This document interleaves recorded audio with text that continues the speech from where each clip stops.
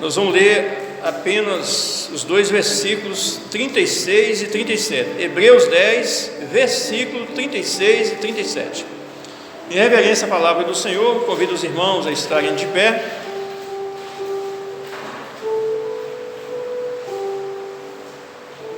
Amém, irmãos? Amém. Hebreus 10, versículo 36 e o 37.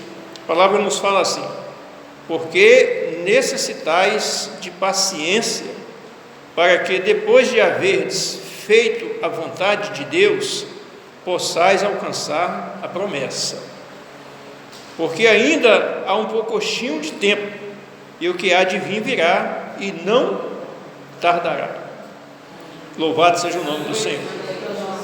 Senhor Deus, nós te bendizemos, adoramos o nome do Senhor por estarmos aqui mais uma noite, reunidos aos teus pés, e fala com todos nós, através da tua palavra, para entendermos com clareza a tua vontade, e assim estarmos preparados para alcançarmos o maior bem da nossa vida, que é a salvação da nossa alma. Nós suplicamos ao Senhor em nome de Jesus. Amém. Os irmãos podem se assentar.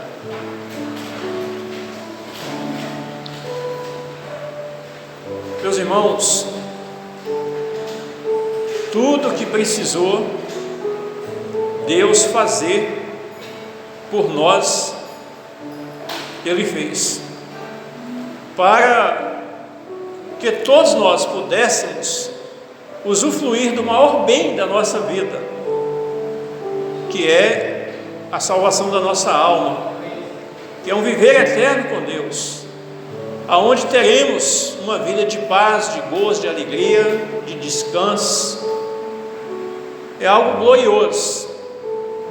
Hoje, o que as pessoas almejam é uma vida assim, uma vida de descanso, de paz. Mas diante da condição que uma multidão está vivendo, eles não conseguem alcançar essa vida. Por quê? Porque as influências, as atrações deste mundo é que tem segurado uma multidão de pessoas que impede de perceber algo glorioso, que é aquilo que está além desta vida. Por isso que nós falamos aqui, esse é motivo de nós adorarmos a Deus o tempo todo, porque o Senhor nos deu esse privilégio, essa condição de estarmos aos pés dele, de estarmos vivendo e vivenciando algo glorioso na nossa vida. E quando nós falamos que é algo glorioso, é algo, que está além de tudo dessa vida, eu me lembro que uma pessoa, ela nos abordou e falou assim: mas qual a garantia que você tem, que você fala com tanta certeza que tem algo bom, algo muito bom, algo melhor do que tudo isso aqui? Como é que você tem essa certeza do que você está falando?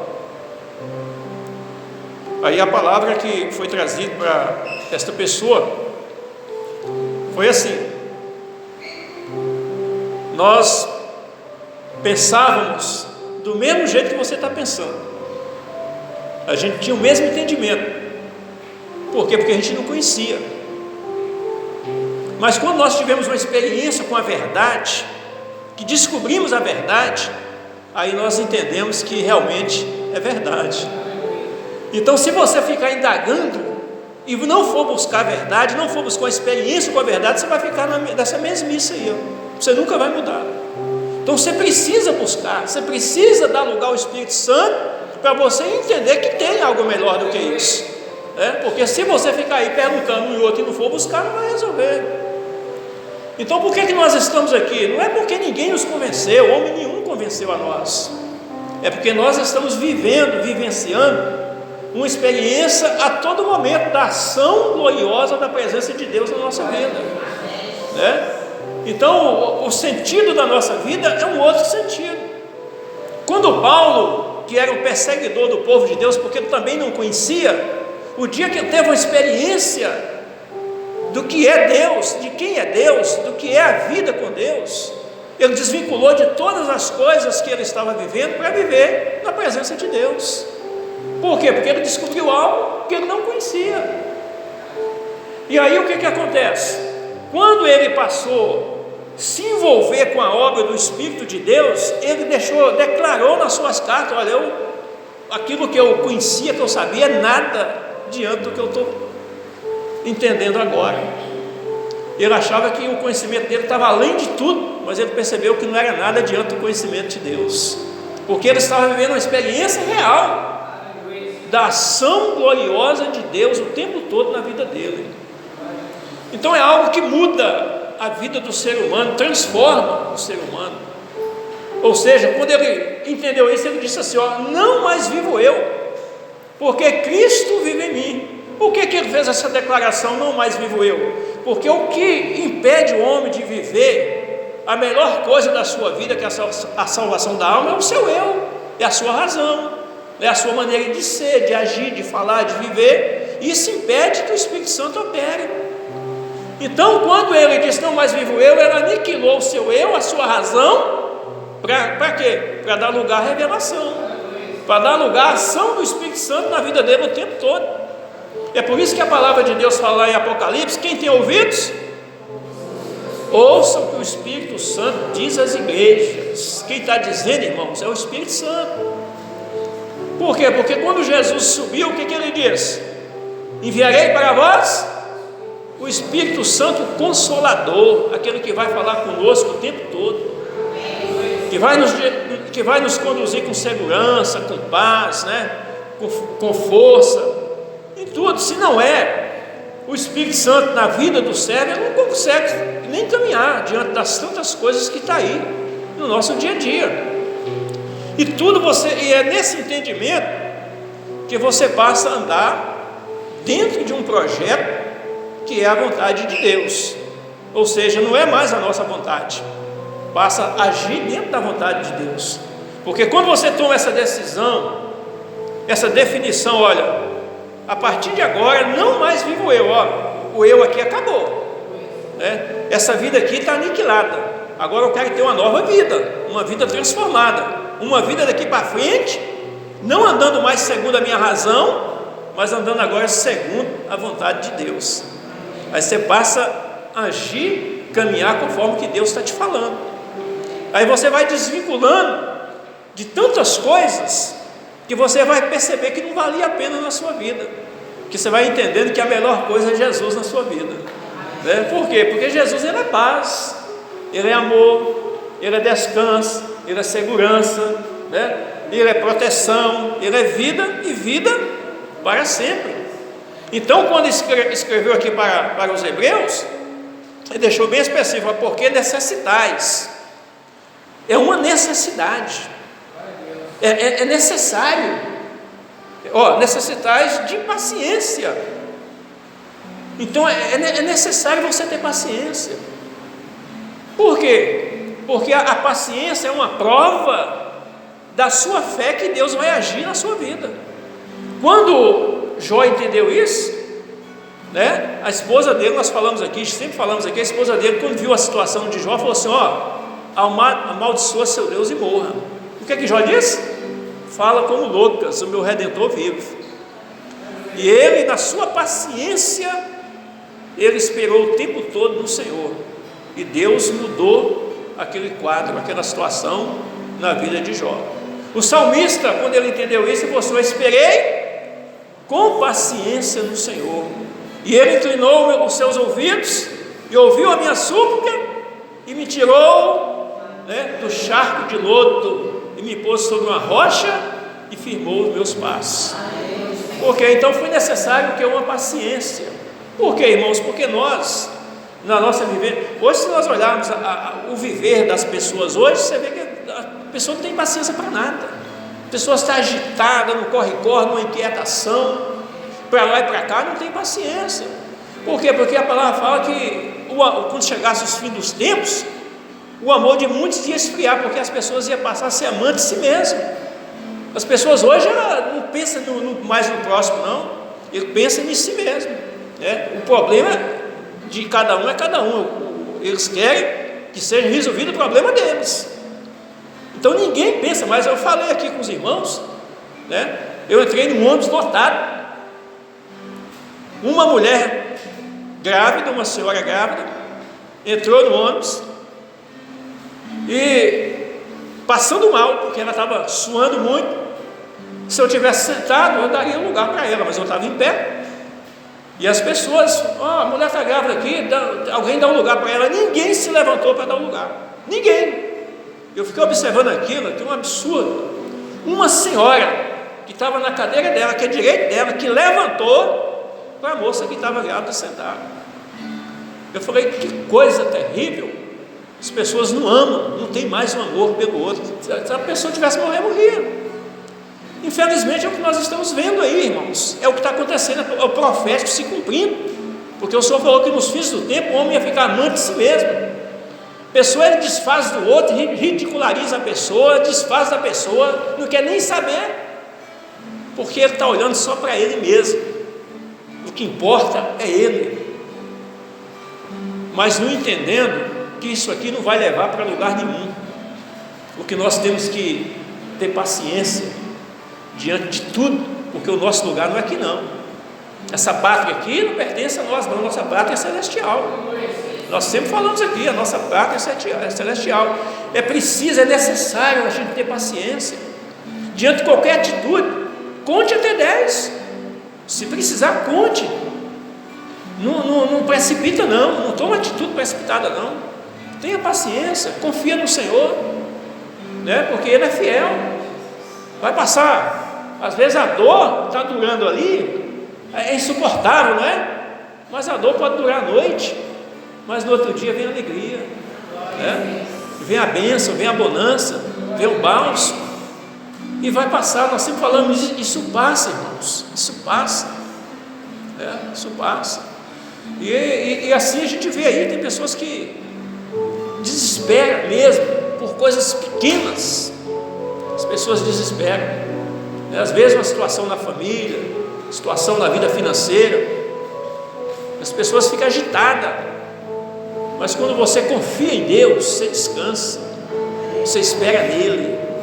Você vai falar assim: olha, Senhor, a minha vida está nas tuas mãos, estou entregando nas mãos do Senhor. O irmão falou comigo hoje ali, mais cedo, você é melhor entregar a minha vida na mão de Deus do que na mão dos homens. É isso mesmo, coloca na mão de Deus. Vai passar a luta, mas você vai ter certeza da vitória, porque o homem não vai dar vitória para você não. O homem vai, né, aprisionar você mais, mas coloca diante de Deus, e você vai ver o resultado, porque Deus é fiel, e Deus nos ama. Deus nos ama. Ele fala para nós fazermos prova disso, para ver o quanto Ele nos ama. Então todo o agir de Deus, irmãos, é para o nosso bem. Então é necessário, é preciso você ter paciência, você confiar. Não estou aguentando mais não. Cadê Deus na sua vida? Onde está Deus na sua vida? Porque se Deus está na sua vida, você pode ter certeza que você vai suportar, porque Deus, Ele conhece tudo sobre nós. Ele sabe até onde eu vou aguentar, sabe até onde o irmão vai suportar. Deus sabe. Agora, se você não confiar, não acreditar, aí fica difícil. Aí as coisas elas vão desabar, vão desabar. Nós falamos da experiência de uma nossa irmã, que as coisas na vida dela, tudo se escapou. Foi algo de muita dor, O esposo foi embora, deixou a irmã, os filhos pequenos, desempregado, e praticamente os parentes abandonou, e certamente diante daquela necessidade ela não tinha como se fazer nada, mas ela lembrou de uma palavra que foi trazida para ela acerca de Deus, de quem era Deus na vida do homem,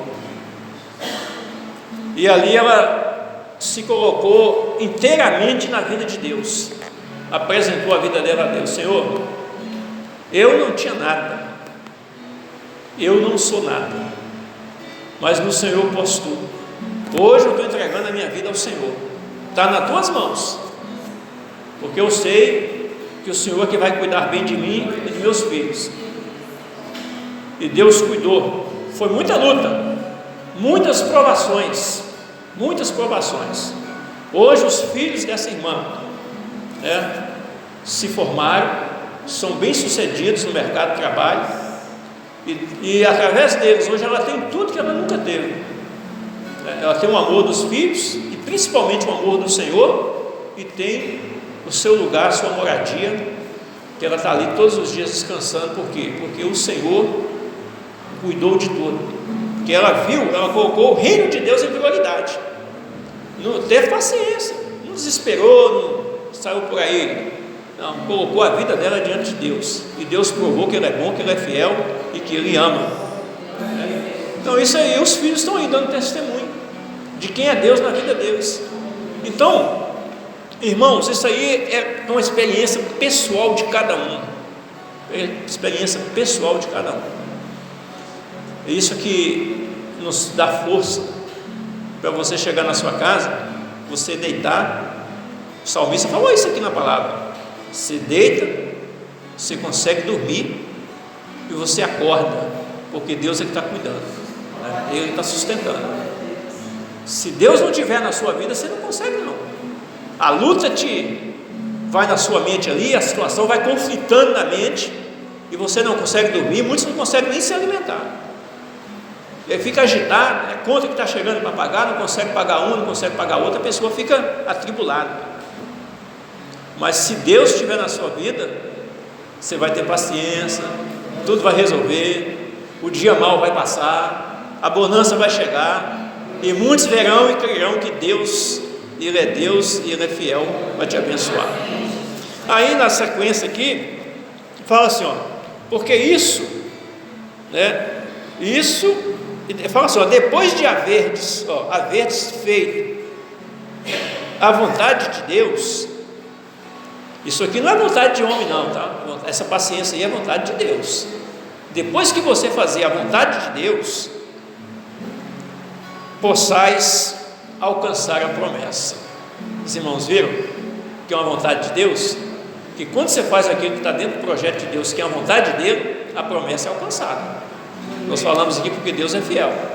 Aí você faz, não, Senhor, eu vou fazer aqui a sua vontade, eu vou fazer aqui o que o Senhor está mandando.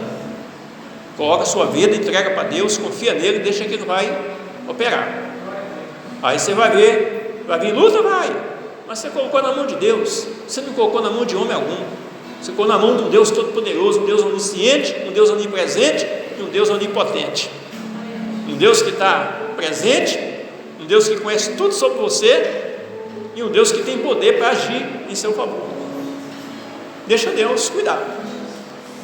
E aí, porque isso é uma vontade de Deus. E aqui no versículo 37 fala assim: porque ainda um pouquinho de tempo. Irmãos, um pouquinho é algo aqui, muito pequenininho, muito pouco. O que Deus está mostrando aqui é porque está chegando o momento do arrebatamento, está chegando o momento de se cumprir uma profecia, que os fiéis serão alcançados para o reino de Deus. Esse momento está, por que está faltando um pouquinho de tempo? Todos que estão vivenciando o profético já estão sabendo que está faltando um pouquinho de tempo mesmo, porque a palavra fala que quando chegasse esse momento ia haver muitos sinais, e nós aqui já testificamos todos os sinais que a Bíblia relata. O Senhor falou que haveria, que uma parte da terra ia ser consumida a fogo, as águas iam se tornar amargas, muitos peixes iriam morrer. Então tudo isso aí está relatado, tem um relatório de todos esses acontecimentos. E havia peste, fome em toda a terra. Se nós olharmos, nós vamos ver como é que está acontecendo. Guerras, muitas guerras é o que está acontecendo. Do nada a pessoa surpreende outro país aí, mata milhões de pessoas, do nada. Então tudo isso aqui é sinais proféticos. E aí nós temos que estar o quê? Preparados para esse momento. porque está se cumprindo a profecia. E aqui fala, porque o que há de vir, virá, vai se cumprir, e não vai tardar. Isso não vai tardar, porque Deus, Ele é fiel. Então isso aqui é uma experiência pessoal de cada um, é uma busca, é um entendimento. Tudo que Jesus fez foi para que as pessoas entendessem, porque não adianta o mensageiro, o pregador, estar falando tudo isso se você não crê no Senhor.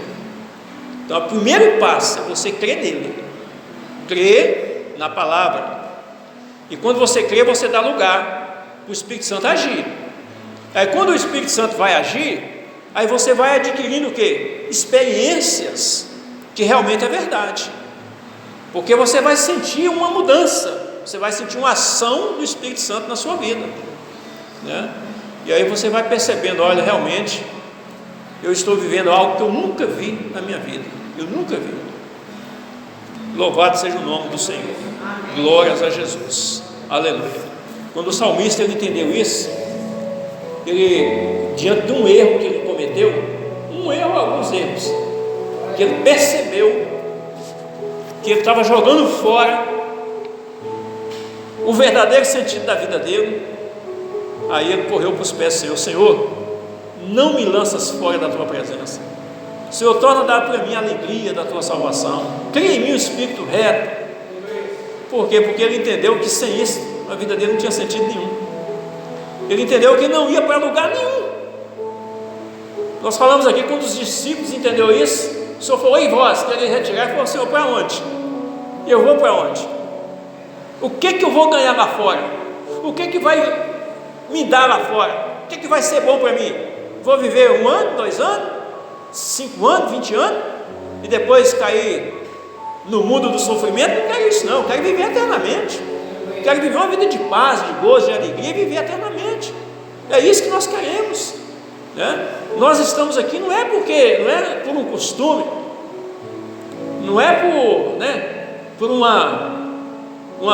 ajuntamento, para ouvir um sermão, um profeta, não. Nós estamos aqui porque nós queremos viver eternamente com Deus.